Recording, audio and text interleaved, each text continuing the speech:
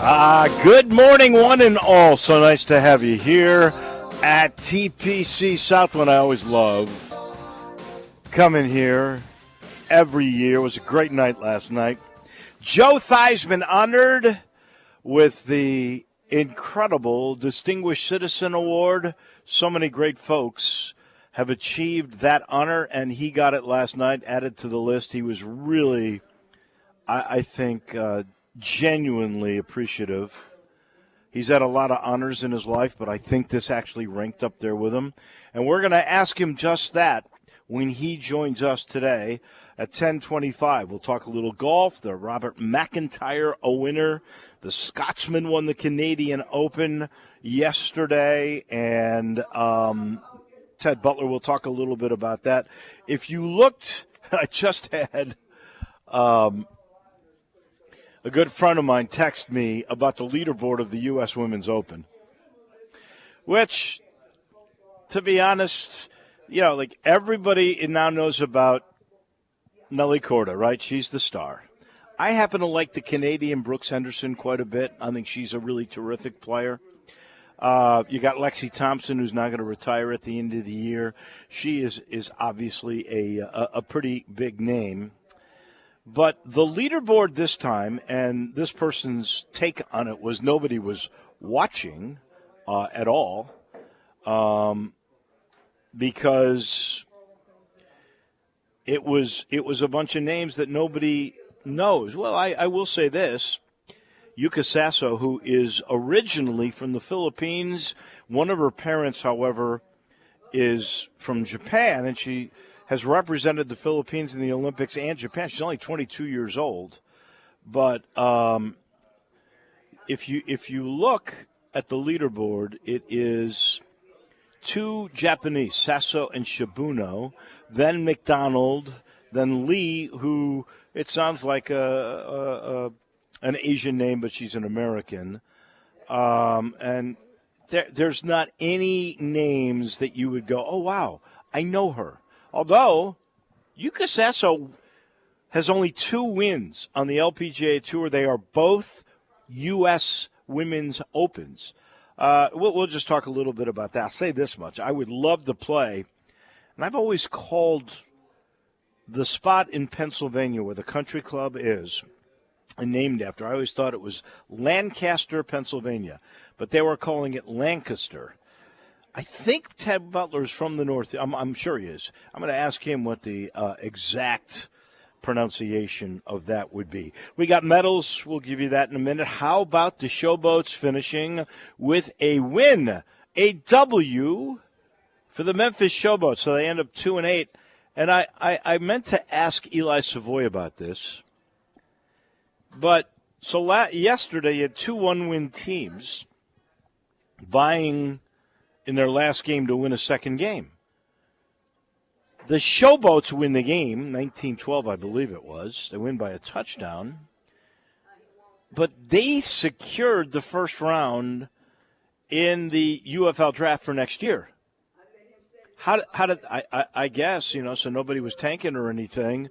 They said the winner gets it. I guess. I don't know. I'll have to ask with Eli about that, but I thought that it was an interesting setup. And there was a nice interview Tim Buckley did with Steve Macy, who will be out here playing today.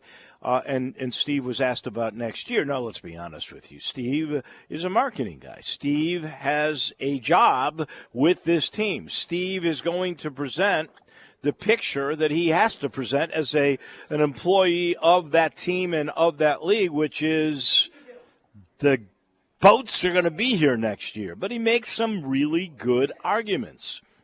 1, they've just hired new people. 2, their stadium contract goes through next year. Those are the things that give you a lot of hope that it would come back next year. My hope would be that if they're going to do that, they need to commit to a city. I don't see this model where you play your games in a city and you're there for 3 hours and you catch the airplane back to Arlington. That's just not going to work. I don't believe, except for St. Louis, that there was any real great attendance records being set in the UFL. I think TV ratings are probably acceptable. They sold enough sponsorship. Those networks are looking for programming in the summer. It's football, so there is a gettable number that will sell you enough product to make a little money in that time slot. That's what this is really all about. But if this league really wants to be viable and successful, they have to have residents in their ballparks. They have to have folks at the training facilities in that city. They have to do press conferences within that city. Otherwise, it's not going to make it. I don't think, other than getting a decent TV number. If that's the model the league wants to go with, great. Steve Macy did point out something that I found rather interesting, and it's true. There's never been an outdoor football league in Memphis that lasted more than 2 years. As great as the original Showboats were, and folks, they were fantastic years. They were a lot of fun. Now, that was a different model. You were actually trying to compete with the NFL to get into the NFL, and you had real crowds and practices and a real commitment to the community. Pepper Rogers lived here. Steve Earhart moved here and still lives here, all because of the Showboats. There was a true commitment to the city of Memphis. You know, the UFL can brag or threaten or whatever they want to about the way the attendance work. It's on them. It's on them. They've got to change their model if they really want in-house attendance and really a connection and therefore a loyalty with the city. They've got to do that on their side. But congratulations to John DiFilippo, who I actually thought was a really good guy, nice guy, had a tough year, but they do get to 2-8. They win their first game, their last game, and apparently they got the first pick in the UFL draft that will be forthcoming. Penny Hardaway out here at Southwind today was not very talkative with the press. No comment on David Jones. No comment, literally, on most of basketball. For whatever reason, he has taken a different approach this year. He did acknowledge that everybody was here. I still think there's at least one more move that he is going to make. I firmly believe one more move is coming. And I don't know. I think he needs outside shooting. Once he lost David Jones, you got to get a guy, because Kobe Rogers is a terrific outside shooter. I know they're going to have Nicholas Jourdain shoot more this year from the outside. They're going to move him more to a wing. But in my mind, you got to have one more pure shooter, maybe a bigger guy. Rogers is 6'3", that will really complement what you're trying to do. So we'll have to wait and see how all of that plays out, because Arthur Kaluma is one being mentioned. Jameer Watkins is another, but I'm being told John Rosting just put out a list that Watkins had put out. That's the kid from Florida State, and that Watkins did not have Memphis on his final list. I haven't seen it. We'll wait and see about that. Kaluma's the kid from Kansas State. The last kid we got from Kansas State I thought was a really good player at the end of the year, Naquan Tomlin. And then the other that's interesting is Trayvon Brazil, the kid from Arkansas, 6'10". He takes threes. I don't think he shoots them at a high proficiency, but he's a heck of an athlete. That would be an interesting get. Those are the three that are most mentioned by people around here. I don't know how accurate that is. That could be coming from the collective. I don't know. But I do think Penny's going to at least bring in one more guy. Oh, and the Tiger football team, and Ryan is out here. I believe Joe Theismann, Ryan Silverfield, and Penny Hardaway are all playing in the same group today. That'll be a tough team to beat because Penny can play and so can Joe. And Ryan's not chopped liver. They're all playing together. He got somebody today. He's a winner. Tiger football got Vic Elo. I think it's Buide. I'm not exactly sure. I do know this. Vic is, I think he was penciled in as the starting edge rusher, the defensive lineman for North Texas. and entered the portal and committed to the Tigers. So you got another defensive weapon for Jordan Hankins' defense, from the linebacker from Tennessee to the DB from Indiana they got last week and his brother, and now another defensive lineman. The hits just keep on coming for Ryan Silverfield. So that is kind of fun to watch for sure. I'm sitting in the Family Leisure. We've moved the Family Leisure studios now out here to Southwind for today. And I do want to tell you, there is a new sale. It's the summer party sale happening at Family Leisure. You want a robotic cleaner? I just got one. They've got 20% off on that. Patio furniture, great discounts on that. All the spas and the swim spas, they are all now perfectly discounted for the summer for you to take advantage. All you got to do is get to I-40 and Whidden Road. Family Leisure, where family and fun all come together. All right, we do a thing on Mondays wherever we are, whether it's Family Leisure's at the Flynn Broadcasting Center or here at beautiful TPC Southwind, which, by the way, looks like it is in incredible shape.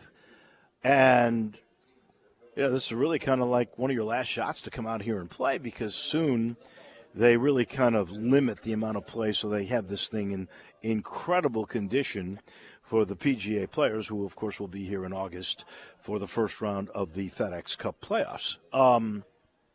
Then I am told they're going to close down part of the course and start to completely change, or I shouldn't say change, completely renovate some of the areas. Some of the greens here have been, I guess, out here for a long time, so they want to update everything. Heck, it's owned by the tour. They can do whatever the heck they want to do.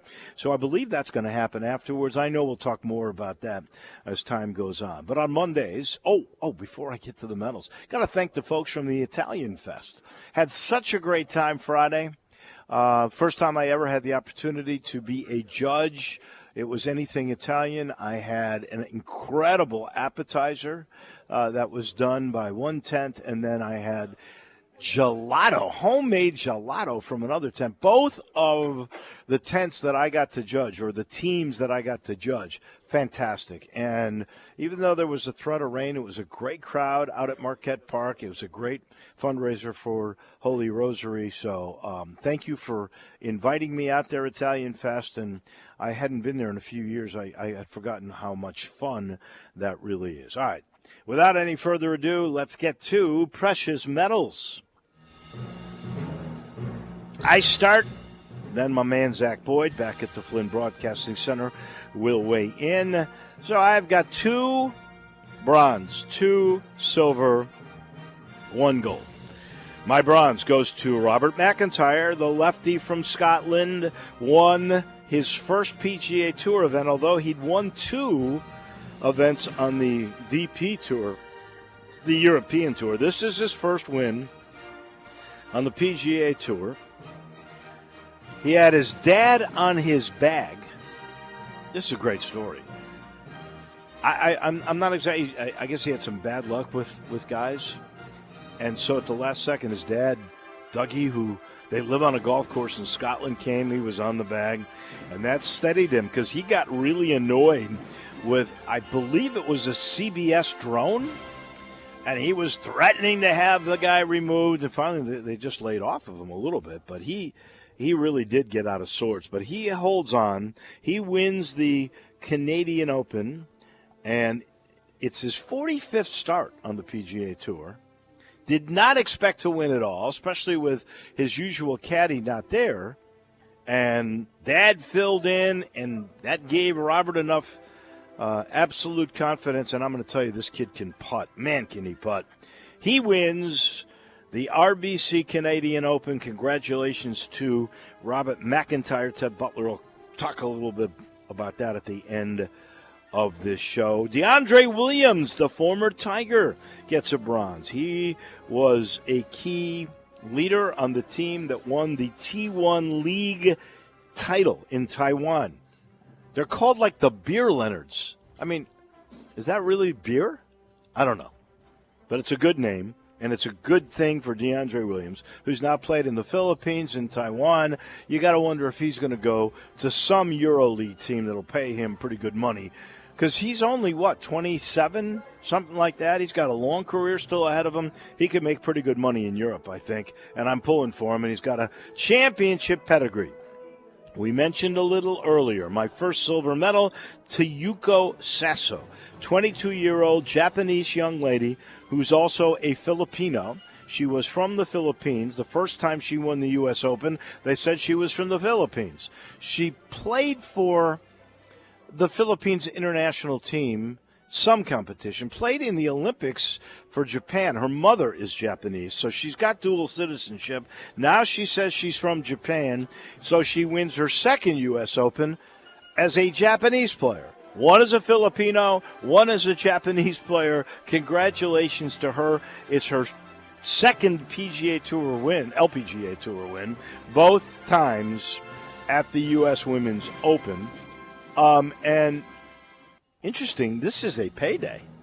Because, usually, I think if you win an LPGA event, you're making $200,000 or $300,000, something like that. This was $2.4 million for Yuka Sasso. Congratulations to her. Congratulations to the Edmonton Oilers. They get my second silver medal. They got past the Dallas Stars. They are in the Stanley Cup Finals. That's the first time they're in the finals since the Edmonton Oilers, since 2006. The last time a Canadian team, a Canadian-based team, won the Stanley Cup. This is hard to believe. Probably before even my man Zach Boyd was on Earth. It was 1993, the Montreal Canadiens. They're the last Canadian team to win a Stanley Cup championship, to get their name on the Lord Stanley's Cup. And the Edmonton Oilers, by the way, the underdogs to the Florida Panthers in all of this. We shall see. There's something about McDavid and Edmonton I like a lot. And my final positive medal, a gold, goes to Simone Biles. The 27-year-old did something I never thought I would see. She won her 9th U.S. National Gymnastics Championship. Of course, this will be her third Olympics now that she's qualified for. But think about it. 9 U.S. National Gymnastics titles. Wow. And what she had to overcome, remember she had the disease. There was all of a sudden sort of a fear of what you were doing, and she didn't compete in some of the events other than floor, I think, at the last Olympic Games when she was there, and a favorite to win all of them. And this thing happened to her, and then since then she's gotten married, she's regained her confidence. It's a great story of overcoming adversity. I can only hope that she wins the gold medal in Paris in a month or so. And I think she's got a shot. But what she's done, overcoming adversity, 9th U.S. National Gymnastics title, wow. Simone Biles gets my gold. Zaxter? Yes, sir. Dave, how you doing? I'm good. Too bad I wish you could come out here. It's always fun to come out to beautiful. Yeah, somebody got to Southland. Stay at home and press the buttons. I know. You're the anchor, baby. You're the anchor. Let's start with my bronze, and I want to give it to the Memphis Showboats. Like you mentioned, they only had one win all leading up to this weekend, and what was on the line to this past weekend was the number 1 pick. And surprise, surprise, like they managed to get the win over the weekend. So Zach, they did say that, right? They said the winner of these two teams playing gets the got the first round draft choice. Is that the way that That's correct. Works? Okay. Well, that's smart. That way you don't tank for it. But it's just kind of funny just looking at how the season started. You get the good win on the road, and then you just see them like every single week. It's just close win, getting destroyed, close win. To now you're one of the worst teams in the league, and all you got to do is just win your last game to get the number 1 pick, and they did. Wow, right. So kudos to them, man. They get the number 1 pick. I don't know who's gonna be the Bronny James or the Alex Sarr of their draft, but hey, you got the number 1 pick. That's all that matters. Well, I can tell you it better be better than Bronny James is in basketball. A couple silver medals here. Got to give one to the Mavs and the Celtics respectfully for both making to the NBA Finals. Had both. Well, I wouldn't say Celtics really had a difficult path, but the Mavs, for the most part, had a difficult path. Had to go against a slew of Western teams that were really good. Couldn't make a case for. So kudos to both of those teams. And then my other silver medal, and the news just dropped almost a couple hours ago, and that's Justin Jefferson getting his deal, pretty much resetting the wide receiver market. It's a 4-year, if I'm not mistaken, it's a 4-year, $140 million extension. Wow. With $110 million guaranteed. Sir, I tip my hat to you. I got to tell you, the receiver market. Who signed an $87 million extension just a little bit ago last week? That was Jalen Waddle. Yeah, Jalen Waddle. He's a good receiver, but I was shocked that they paid that kind of money. And look what they did with Jefferson today. So good to be a receiver, at least at this moment in the National Football League. And then my gold. Dave, I don't know if you realize we are in the month of June. Yes, we are. And to me, the month of June kicks off the NBA offseason for me, because now that we will have the NBA Finals, which is this Thursday, June 6th, and then at the end of the month is none other than the NBA draft. And then right after the draft is the start of NBA.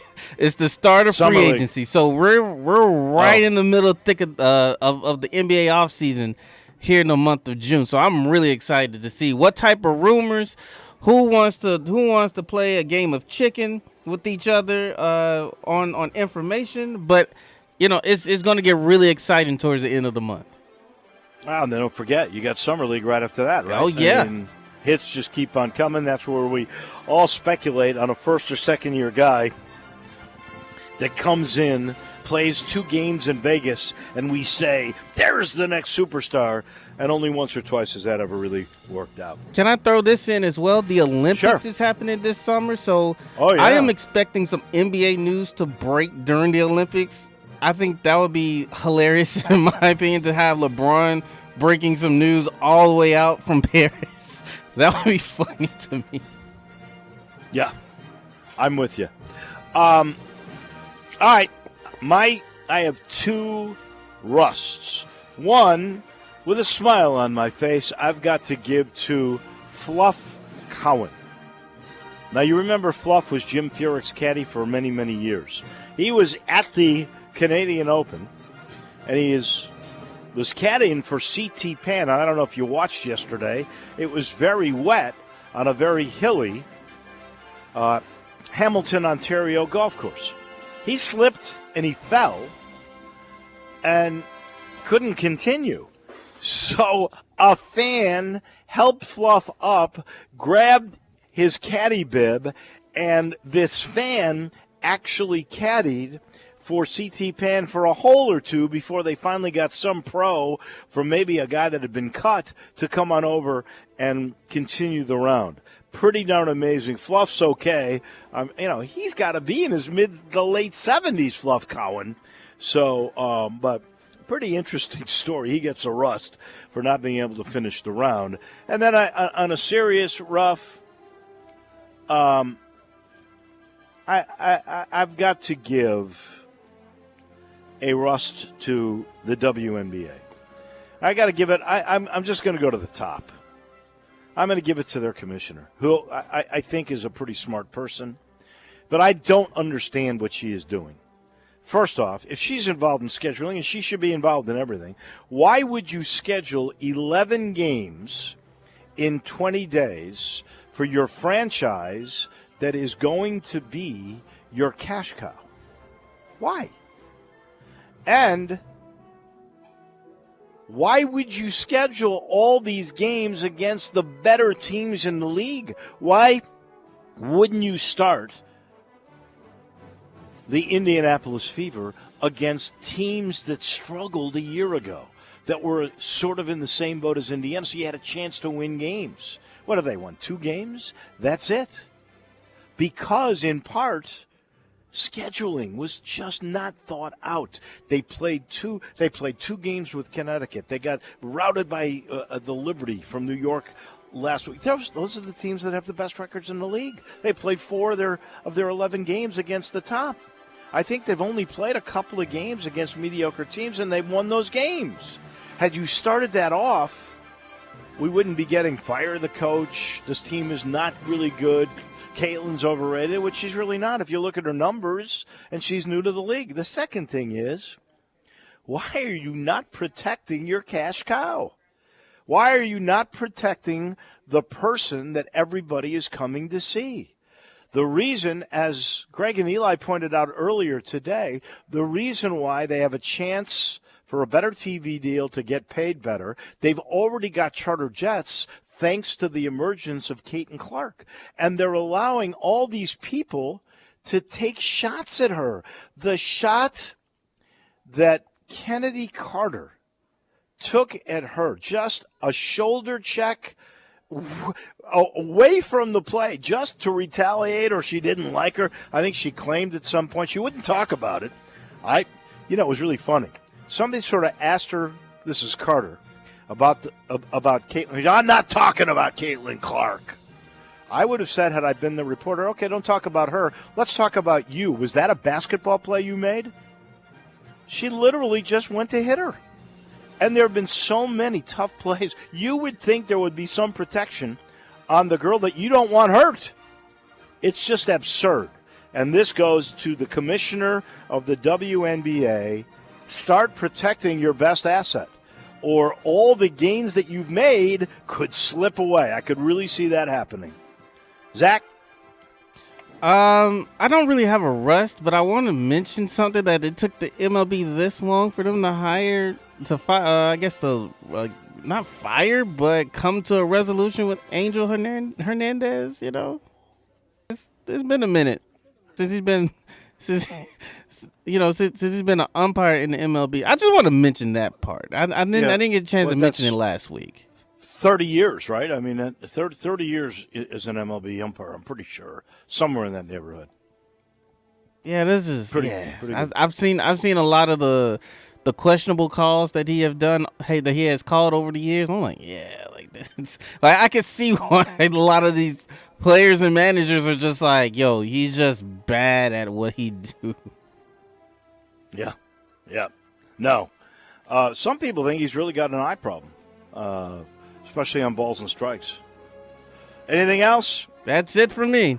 That's it. Well, you're such a positive guy. You usually don't have a rust, so I'm proud of you for that.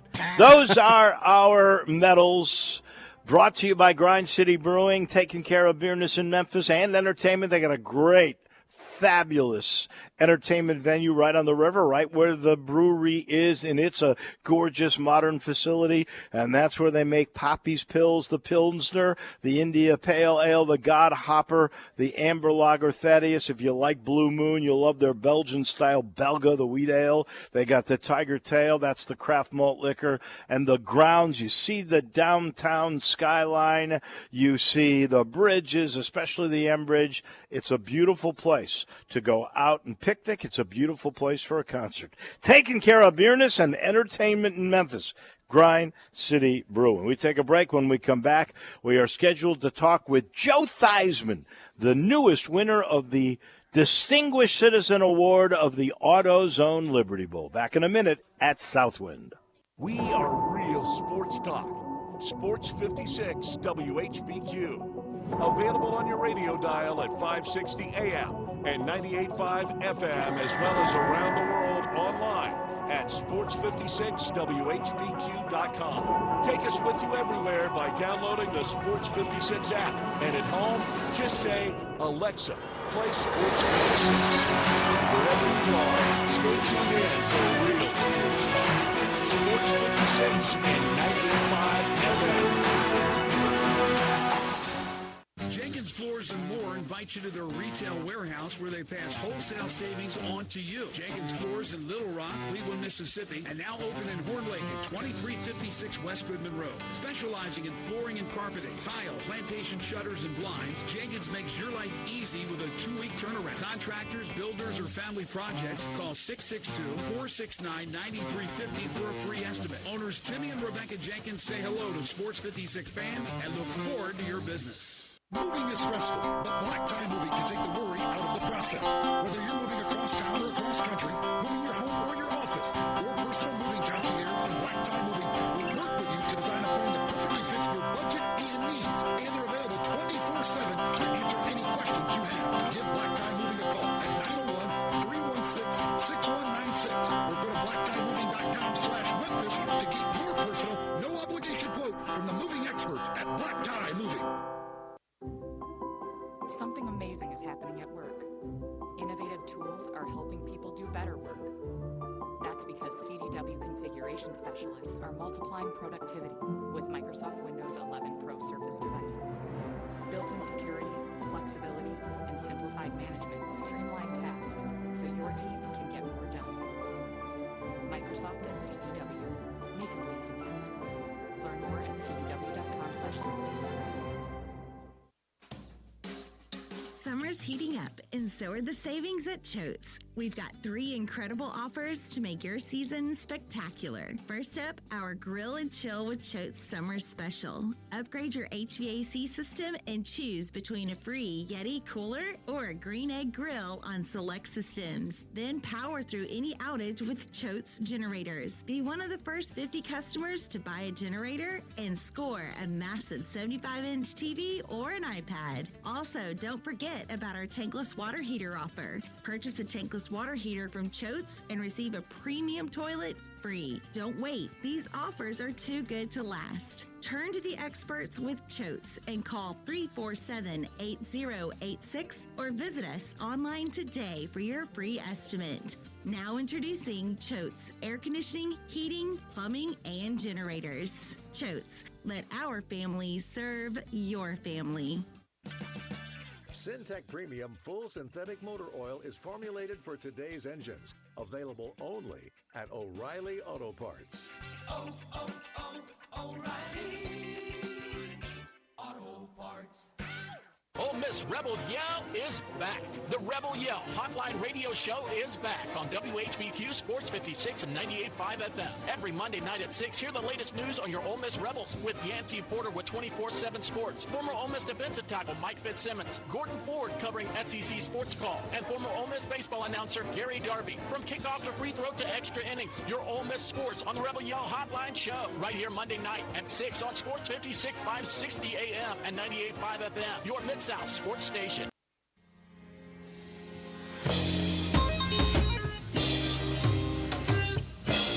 Now back to Wolo and Friends on Sports 56. Here once again is the voice of the Tigers, Dave Woloship.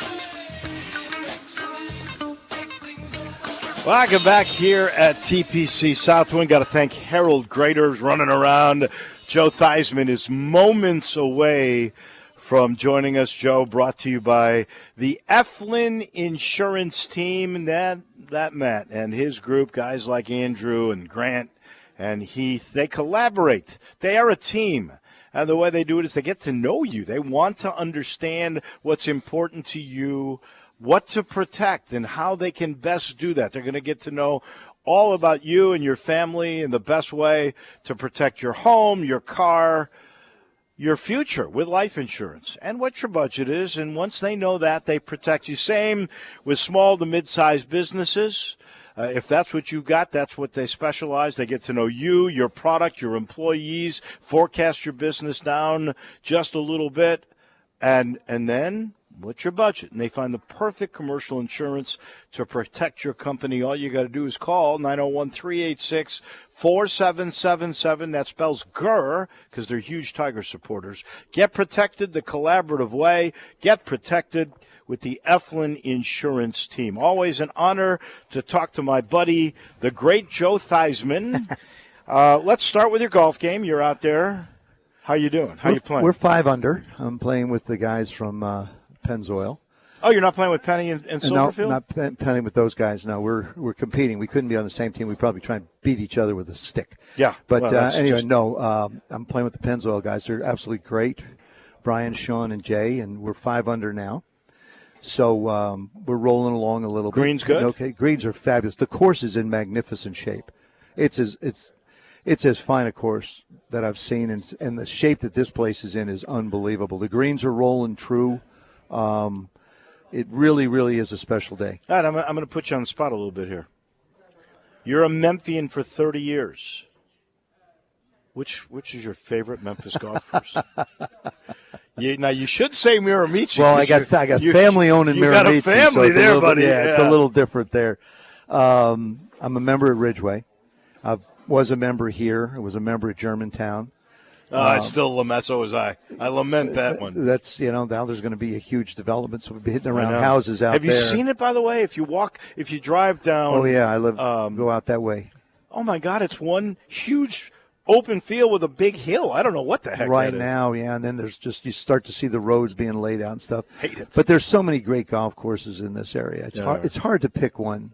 I agree. Dave, to be honest with you, it's hard to pick one. I'm a Colonial guy too, so Gosh, I haven't played Colonial in years. Oh, you got it. I still think great. Al Geiberger's 59 at Colonial is the greatest feat in golf because of the equipment, because of the conditions. Yeah. And I mean, it's just today. It was the longest course on tour at the time. I really, I think it's like sports.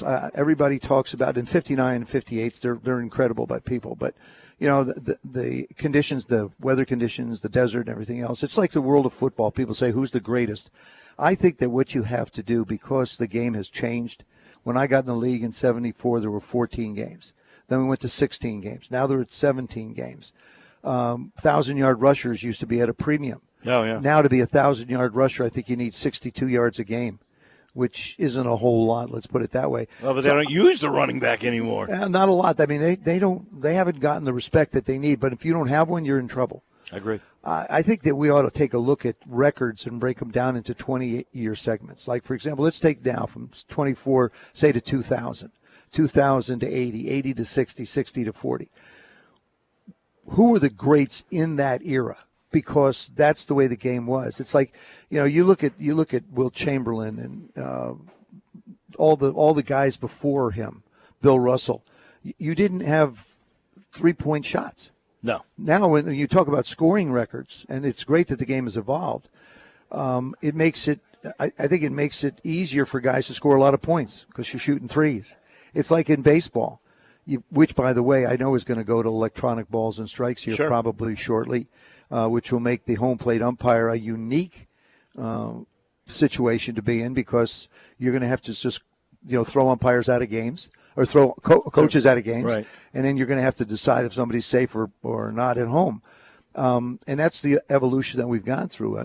The way they start the runner at second base. I'm a big baseball guy. I mean, I love it. I got drafted by Minnesota, and I absolutely love watching it. I get on the road when I do my speeches and stuff, and I put the TV on and ball games on. It just keeps me company. I love watching it. Yeah, you're talking. You cannot, in my estimation, you cannot compare players from different eras. But what you can say, in my mind, if a guy was a top 3 to 10% player in a particular era, I think that guy would be a great player in any era. I agree with you. But to say that one is the greatest, no, it's impossible. I mean, it's.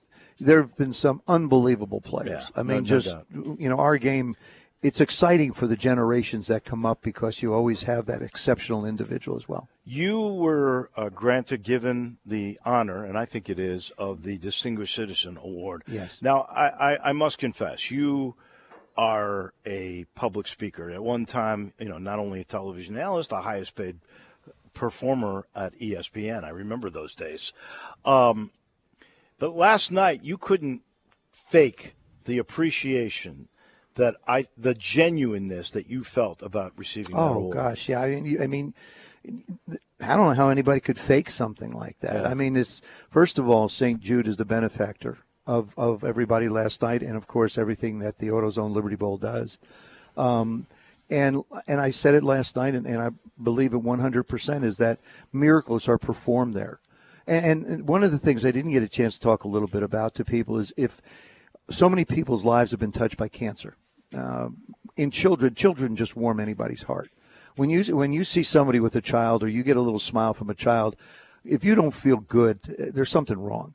And so to be able to help them is unbelievable. But if you have children and you're healthy and they're healthy, wouldn't you like to know that there's some place that you can take them, that they would have a chance to go forward with their life? And that's really what St. Jude is. And that's why the Distinguished Citizen Award to me is such an incredible honor to represent, the city of Memphis and the people that work so hard at trying to make sure that other people's lives are good.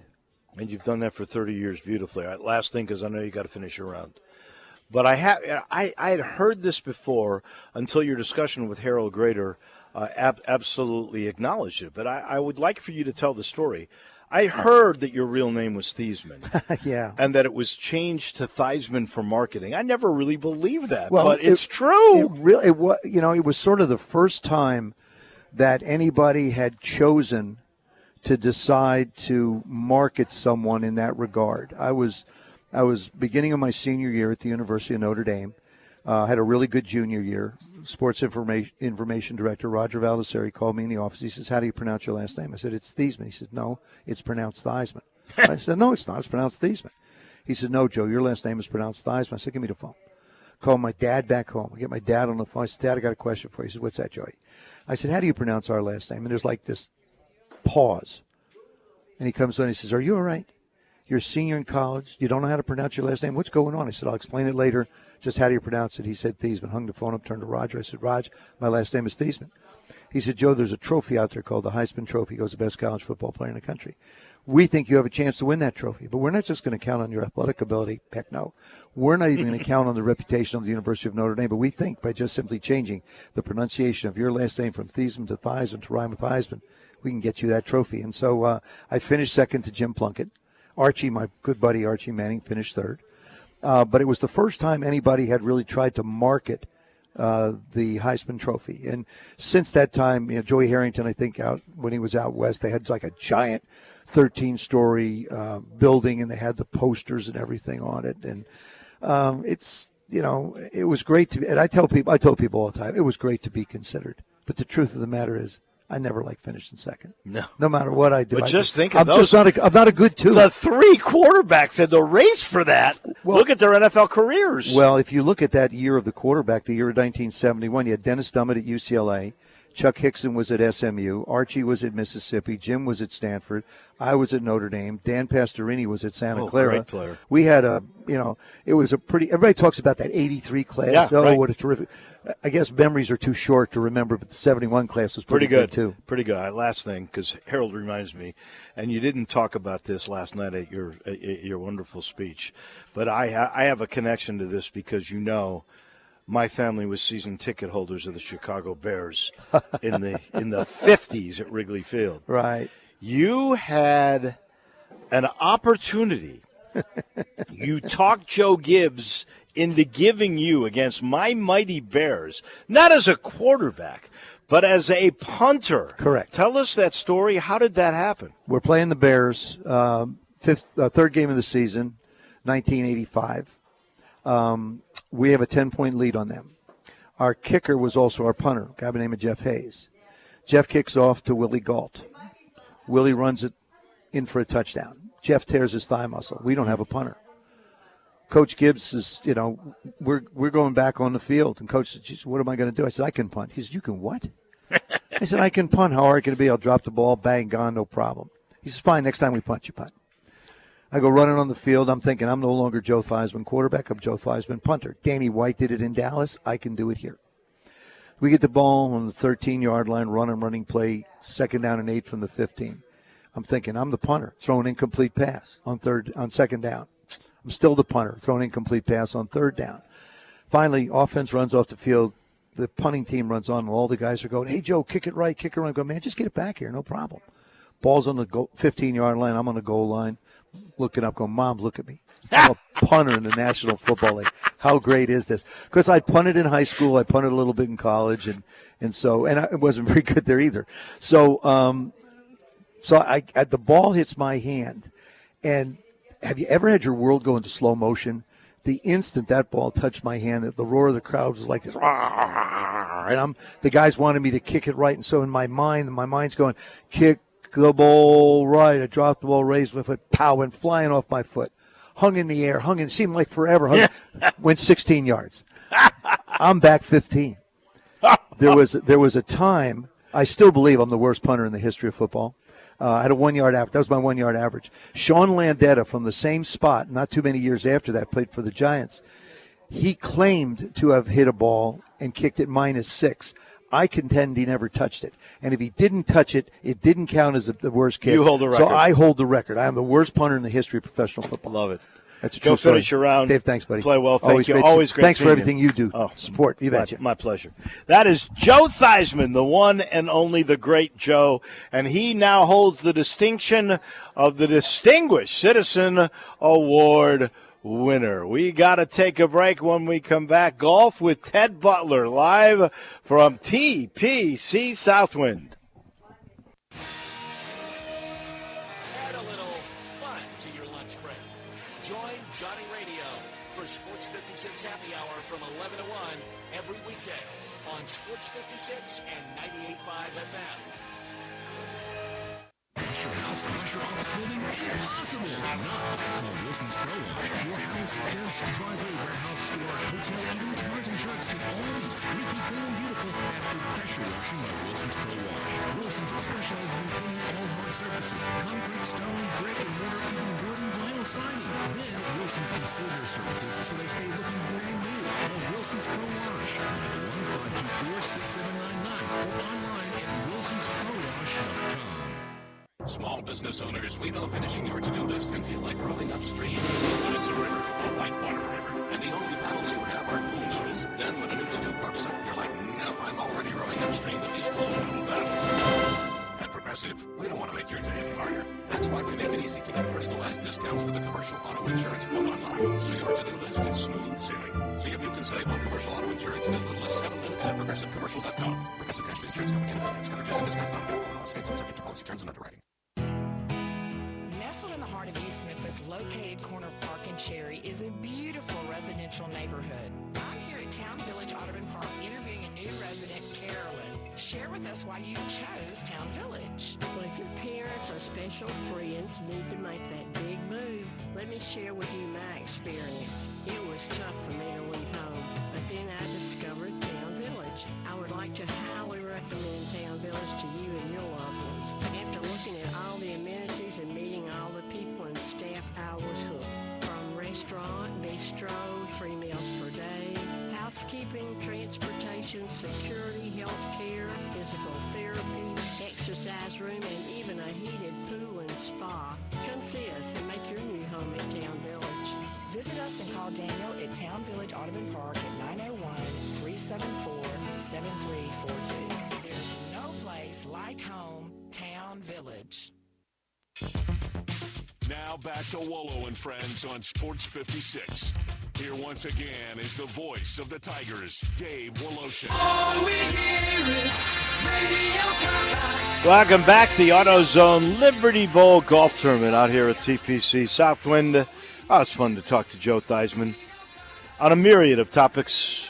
He really and truly is a great motivational speaker if you ever get a chance to see him do that. We're going to talk to Ted Butler about golf, brought to you in part by Miramichi. I got a chance to go out there and play on Friday, and I got to tell you, most golf courses are really starting to get into incredible shape in June, right? And we're here. You got to have 70-degree nights on the average for the Bermuda to really grow. And a lot of courses are really starting to come around. So is Miramichi. I don't think, even with all the Justin Timberlake redos and everything that went on, I don't think it's ever been in better shape. There is so much cushy grass in just immaculate condition. Middle of the fairways, the bunkers are in great shape. The greens are outstanding. Not only do they putt well, but if you hit the shot properly, they hold. You can spin them back. I mean, it's great. And they got membership opportunities where you get unbelievable practice facilities that you can use, unlimited range balls. You never pay for a cart. It's just outstanding. And it's 12 minutes north of downtown, 22 minutes from my driveway in East Memphis. In Woodstock, it's the great Miramichi. Speaking of golf courses, Ted Butler joins us now. So I was thinking about this today. I think you were around when they played the golf tournament here at the Old Colonial, New Colonial. I don't think you were around when they played that Old Memphis Pro Classic at Chickasaw, but I know they played there. And then TPC Southwind. So those would be the four courses, right? Am I missing any? Yeah. And which is your favorite? Which was your favorite one to watch? The favorite one to watch was probably Old Colonial because it was so close. You know, it was all packed in, the 18 holes, and I got to play there a couple of times, and I played at Colonial South a couple of times in the tournament. Didn't get to play at Southwind, but the shorter Colonial was much easier to watch. You go up and down those fairways, you look across the place, and Palmer and Nicholas played there. It was fun. Just competitively, or however you rate it, which. And throw Chickasaw in. Of course, Chickasaw has now changed. It's gorgeous now, by the way, if you haven't seen it in a while. But which was the one that you think would have been the toughest, the one that you would think the most classic? No doubt, Colonial South. I mean, that was a beast. Where Guy Berger... Yeah, right. And he beat me by 17 shots that day. I remember that day. When he shot 59. Wait. You played the day he shot 59? Yeah. I was playing the tournament that year. Oh, and if he'd have given me 16 he beat you by strokes 17. Yeah, I shot 76, and he shot 59. And I didn't play bad. Cow. Isn't that amazing how good that round was? We've had a 58. Right, you were lift, clean, in place, right. People forget that, but the length of that golf course with the equipment we had back then, I think it is phenomenal. It's the best 59 ever on that golf course. Does it beat the 58 that Furyk got? Where did he get that? In Vegas? No, he got that on a decent course, too. Yeah, but not like Colonial South, though. Pros didn't even like coming here. It was so hard. So. Why? Nicholas didn't like it because there were so many blind shots, right? Something like that. And then he shot 65 his first round. It was a big bet at a Colonial that Nicholas wouldn't break 72 the first time he played that golf course. A lot of money bet on it, and he shot 65. So that is pretty incredible. Good. To shoot that with that equipment back then on that golf course without having ever really played it and all those blind shots, well, he's Jack Nicklaus, let's face it. Right. What do you think of Robert McIntyre? How about that story where his dad's on his bag. He's never won on the PGA Tour, won twice on the European Tour. It's a pretty good field. Guys that are chasing him. My guy Tom Kim, I like him an awful lot. Obviously, Rory McIlroy shooting 64 yesterday. And this kid holds on to win the darn thing. Well, he's been knocking on the door. He's been playing well all year, and he's such a good putter. He had a little leakage on the back nine, but he came back, made a couple putts, and Rory did his usual 64 in the last round from too far back. But McIntyre played great, and it was a good field. The thing that amazed me yesterday was every week's a good field. The thing that amazed me yesterday was the Women's U.S. Open. I mean, the United States has 2 of the top 35. 2 of the top 35. Japan has 5 of the top 10.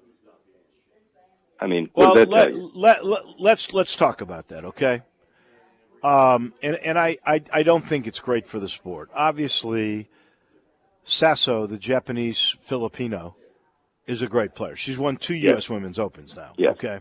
And obviously, if it's a really hard course, she's really good. There were only 2 people under par, both of them Japanese, Sasso and Shibuno. Here's my question. What happened to Nelly Korda? She was the hottest person. She'd won 5 in a row, and Scotty was winning 3 in a row, right? She made a 10 on a par 3. I know. What happened to Brooke Henderson, the Canadian, who I think is a charismatic player and a good draw for for the tour. What happened to Rose Zhang, the great kid from Stanford that played with Rachel Heck, that was supposed to be the next superstar? We haven't heard from her. She was the first tournament she played in. She was almost a winner, and we really haven't heard much from her after the first couple of weeks that she was a pro. What's going on with the big names? Because Sasso Shibuno, I've never heard of Andrea Lee. She was the American that was tied with another American, McDonald, at even par. I mean, these are not the names you really know of on the LPGA Tour. I'm not exactly sure, with whether everybody else is working harder. They've got more at stake. $2.5 million first prize. That was pretty good. But I just don't understand why the U.S. does not have more women playing better than they are. As great as the college programs are now, Stanford and UCLA and all those places, right? There ought to be more at the top. I'm not exactly sure why. I don't quite know that one. But they should be. Well, and then you got great players like Rachel Hack that are going. And I don't really know if it's the money. I think it's the lifestyle. How hard it is to be a touring pro on either tour. You're talking about mental health. We got the Grayson Murray story. That's why Lexi Thompson is going to retire after this year. I think it's a lot harder, Ted, than people imagine. I know you aspired to want to do that, and then you say Lee Trevino was the reason you stopped trying to become a PGA Tour player. That was later. Yeah, that was later on. But when I was playing the mini tours, it was very much like that. That my wife and 2-year-old daughter were living in New Jersey, and I'm in Florida going around the state playing mini tour events, living in dirty hotels. It is not a fun life. If you're young enough and rich enough to have your kids with you, it's okay. But, if you have children in school and you're away on the tour all the time, it is a tough life.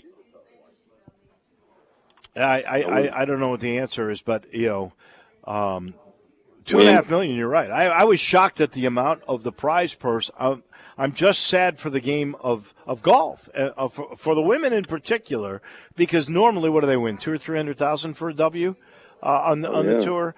They're trying to make great gains, and you have a story like Nelly Korda. That's the fickleness of golf. It just the people you want to see at the top weren't doing it. Whereas for the most part, on the men's side, you are getting 2 or 3 big names every week. Well, and Lexi Thompson said it. She's tired of playing golf, working out the same routine, going to hotels. She's tired of doing it. She wants a life. And that's exactly what Rachel said. I don't want to do that. Yeah. Well, in Lexi's case, she's been doing it she's only 29, but she's been doing it for 13 years, for goodness sake. Oh, yeah, absolutely. Yeah. And the health, though, the longest day. Just think, the health of the men's tour, though. Other than Scheffler, has there been a repeat winner this year on tour? So many new guys like Robert McIntyre winning for the first time. Every week there's somebody you go, wow, they're really a good player. We were all waiting for Xander Schauffele to have his day. He finally got it. Other than Scheffler, I don't think there has been a repeat winner. Well, Xander's going to be back. He's going to win some more. There's just too many really, really good players now. And one giant, and the rest of them are just kind of nipping his heels. So, but today is the longest day of golf. You know that? No, I didn't realize that. All the U.S. Open qualifying is today. Oh, that's right. It's our old spot. This was FedEx St. Jude Classic week, right? Well, this is U.S. Open qualifying around the country, and what I did 2 years in a row, there were 9,000 players for 50 spots. And that's what's going on today, all over the country. This is the 36-hole final to get in the U.S. Open. Hey, the first time I ever saw Xander Schauffele was at Germantown Country Club. Germantown. I guess it was Germantown then. It was before, I walked with him, about Steve Stricker, and Robert Garrigus. Nobody knew who he was. He was out driving everybody by 30 yards. He shot 63 at Ridgeway in the morning, and then went out and won the whole qualifying thing at Germantown. It was a great story. Next week, we talk the Memorial, Jack Nicklaus, and everything else. Ted, thank you so much. Okay, David. Thank you. Ted Butler, our man on golf, and he's brought to you in part by the Spirit Shop. As good as Ted is at teaching golf, that's how good Eddie Connor is at telling you and educating you about all kinds of spirits. Right there at 4848 Poplar Avenue, Poplar in St. Nick. It's that little log cabin right down from Clark Towers. Been there since 69. You've passed it by a million times. Many of you have gone in. We thank you for that. And if you do, you're going to see an example of spatial engineering, because he's got more product in that little place, not so little. He's got more product in that place than you could believe. I'm talking rare bourbons, middle-of-the-road tequilas, the newest when it comes to gin or vodkas. Same thing with wines. Every local beer, any accessory that you want, books on spirits, a special rim, spice for a cocktail you may want to craft. They got everything right there at Poplar in St. Nick. Go say hello to Eddie and tell him we sent you. That'll do it for us from Southwind. We'll send it back to the studio. Johnny Radio is standing by. See you tomorrow. Have a great day, everybody.